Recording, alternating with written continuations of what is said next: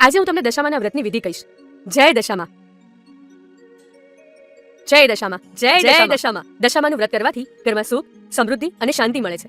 અને જો દશા ખરાબ ચાલતી હોય તો એમાં સુધારો થાય છે.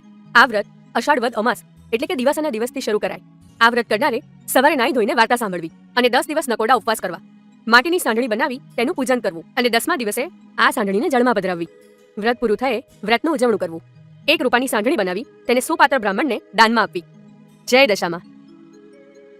હવે હું તમને દશામાના વ્રતની વાર્તા કહી સંભળાવું. અષાઢ મહિનો આવ્યો, દિવસાનો દિવસ આવ્યો. બધી બહેનો દશામાનું વ્રત કરે. નદીમાં નાય. નદીના કાંઠે રાજાનો મહેલ હતો. રાણીએ દાસીને પૂછ્યું, આ બહેનો શાના વ્રત કરે છે?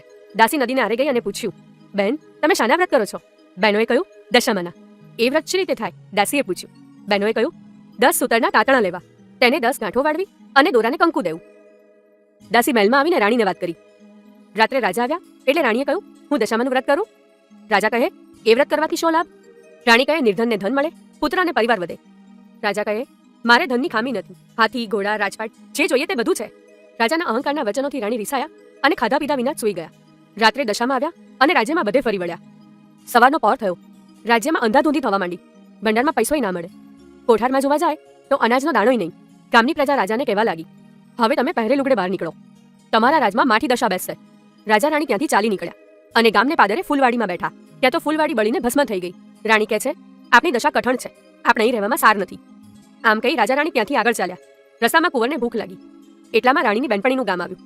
રાણી કહે, બેન બટકું રોટલો આપીશ? જા જા ભિખારણ, મારા રાજ્યમાં બટકું રોટલો લેવા આવી છે? શરમ નથી આવતી? તેવું બેનપણીએ કહ્યું. તેઓ ત્યાંથી આગળ ચાલ્યા.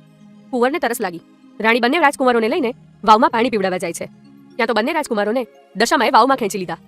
રાણી રોતી અને કલ્પાન કરતી રાજા પાસે આવી અને કહ્યું, મારા બંને દીકરા વાવમાં પડી ગયા છે. રાજાએ કહ્યું, કલ્પાન શું કામ કરો છો? જેના હતા એને લઈ લીધા. ત્યાંથી તેઓ દૂર આવ્યા. એટલામાં રાજાની બહેનનું ગામ આવ્યું. રાજા કહે, આ તો મારી બહેનનું ગામ છે, એને મળ્યા વિના કેમ જવાય? ગામમાં પખાલી સાથે કહેવડાવ્યું, તમારા ભાઈ ભોજાઈ મળવા આવ્યા છે. બેન કહે છે કે મારા ભાઈ ભોજાઈ મળવા આમ ન આવે. બેનને વિચાર કર્યો કે ભાઈની કઠણ દશા હોય તો આવ્યા પણ હોય, નહીં તો ઘોડા, ગાડી, રથ, પાલખી વિના આવે નહીં. બેને સુખડી બનાવી અને સાવ સોનાનું સાંકળું લીધું અને માટલીમાં ઘાલીને મોકલાવ્યું.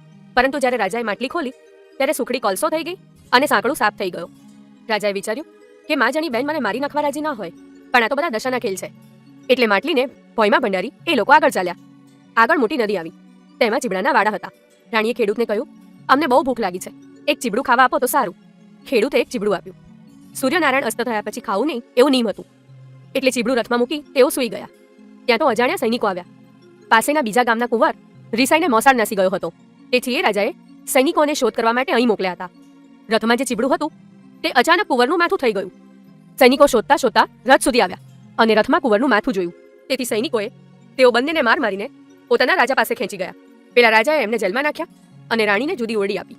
એટલું દુઃખ પડતામાં તો 12 મહિના પૂરા થયા. અષાઢ મહિનો આવ્યો, દિવસાનો દિવસ આવ્યો. રાણીએ વિચાર્યું કે રાજાએ દશામાનું અપમાન કર્યું છે, એટલે તો આવું નહીં થયું હોય. લાવ, હું દશામાનું વ્રત કરું. તેણે 10 દિવસ નકોડા ઉપવાસ કર્યા. 10 દિવસ પૂરા થયા. 10 મુઠ્ઠી ઘઉં લીધા, માટીની સાંઢણી બનાવી. એવી રીતે તેણે વ્રત પૂરું કર્યું. પોતાના પતિને જમાડ્યા, જમાડીને ઓરડીમાં આવી. રાત્રે સાંઢણીને ઘરમાં રાખી સવારે 4 વાગે જળમાં પધરાવી. જળમાં પધરાવતાની સાથે ગામના રાજાને સ્વપ્ન આવ્યું. વિના વાકે તે રાજાને જેલમાં પૂર્યો છે. તેને તું સવારે છોડી મૂકજે. તારો કુંવર રિસાઈને મોસાળ ગયો છે, તે સવારમાં પાછો આવશે. આ વાત સાચી નહીં માને તો જેવી એની દશા થઈ છે તેવી તારી થશે. સવારના પોરમાં રાજકુમાર આવ્યો. રાજાએ પેલા કુંવરનું માથું જોયું. એ લીલું તાજું ચીબડું હતું. સ્વપ્ન સાચું પડ્યું એટલે તેણે પેલા રાજાને જેલમાંથી છોડી મૂકવાનો હુકમ કર્યો. સારા વસ્ત્રો પહેરાવી તેણે રાજા રાણીને રજા આપી અને કહ્યું, તમે મારા ગુનામાં નથી, પણ તમારા ઉપર કોઈ દેવીનો કોપ ઉતર્યો હોય એમ લાગે છે. રાણી રાજાને કહે છે, ચાલો આપણે ચાલી નીકળીએ, હવે આપણી દશા વળતી લાગે છે. ત્યાંથી તેઓ ચાલી નીકળ્યા. રાજા રાણી ત્યાંથી આગળ જાય છે. રાજા વિચારે છે કે માં જાણી બેન મને મારવા રાજી ના હોય. માટલી કાઢી જોતા જઈએ. જરા ખોલીને જુએ છે તો માટલીમાં સરસ ખાવા જેવી સુખડી અને સોનાનું સાંકળું દીઠું. માટલી રથમાં મૂકી રાજા રાણી રથ જટ ચલાવો કઈ આગળ ચાલ્યા. દશામાએ વિચાર્યું કે રાજાના બંને દીકરા લીધા તો ખરા, પણ પાછા આપવા કેવી રીતે? એમણે ઘરડા ડોશીનું રૂપ લીધું. છોકરાઓને આંગળીએ વળગાડીને આવ્યા અને રાજાને બૂમ પાડી, ભાઈ રથ ઊભો રાખો ને, આ બંને રાજકુંવરો જેવા છોકરાઓ ભૂલા પડી ગયા છે. રાજાએ રથ ઊભો રાખ્યો. તેમણે તેમના છોકરાઓને ઓળખ્યા અને બંને રાજકુંવરોને વાલથી ઉપાડી લીધા. ડોશીમાએ કહ્યું, આજથી તમારી વળતી દશા થશે. તમે અહંકારના વચનો કાઢ્યા હતા એટલે તમારી દશા કઠણ હતી. હવે તમે મારા વ્રતનો મહિમા વધારજો. એટલું કહી દશામાં અદૃશ્ય થઈ ગયા. રાજા રાણી અને કુંવરો ત્યાંથી ચાલી નીકળ્યા. જે બેનપણીએ પહેલા ચાકારો દીધો હતો તે અત્યારે ઓરડા બહાર ઊભી હતી. એ રાણીને ઓળખી અને ભેટી પડી અને કહ્યું, અરે બેન બહુ દિવસે આવ્યા, આજે તો તમને નહીં જવા દઉં. રાણી કહે, મારી દશા કઠણ હતી ત્યારે તમે મને કટકો રોટલોય ન આપ્યો, તેથી હવે અમે નહીં રહીએ. એટલું કહી રાજા રાણી ત્યાંથી ચાલી નીકળ્યા અને પોતાને ગામ આવ્યા. ગામમાં સમાચાર પહોંચ્યા કે રાજા રાણી દુઃખ વેઠીને પાછા આવે છે. આ વાત સાંભળતા વાજતે ગાજતે ગામ લોકો સામયું કરવા સામા આવ્યા. રાજા રાણી સુખેથી પોતાના મહેલમાં આવ્યા. સૂર્યના તેજ પેટે તેમની કીર્તિ વધી. પ્રજાના આનંદનો પાર ન રહ્યો. રાણીએ 5 વર્ષ પૂરા થયા એટલે કૃપાની સાંઢળી બનાવી વ્રત ઉજવ્યું. દશામાએ જેવી રાજા રાણીની દશા વાળી એવી સૌ નિવાળજો. જય દશામાં.